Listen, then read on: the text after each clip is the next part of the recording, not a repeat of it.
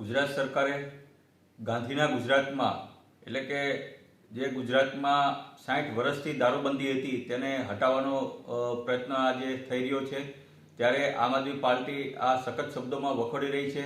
ગાંધીનગરનું gift city ખાતે અધિકારીશ્રીઓ, કર્મચારીઓ, આવનાર મુલાકાતીઓ માટે આ વિસ્તારમાં દારૂબંધીનું હટાવવાનું જે કૃત્ય કરી રહ્યું છે તેને હું એક ધારાસભ્ય તરીકે અને ગુજરાતની જનતા વતી આ નિર્ણય હું વખોડી રહ્યો છું.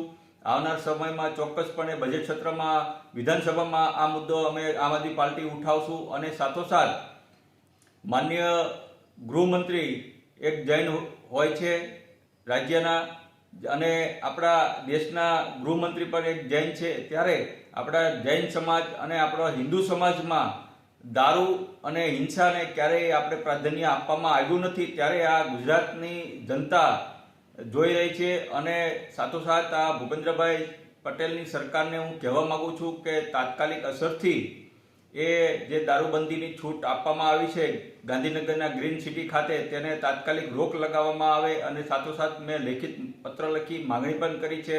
અને જો આવી રીતના ગુજરાતમાં ઇન્વેસ્ટમેન્ટના નામે દારૂબંધી હટાવવામાં આવશે તો પછી ગુજરાતનું યુવા ધન છે એ બગડી જશે. ગુજરાતને આપણે પટાયા કે બેંકોક બનાવવું નથી.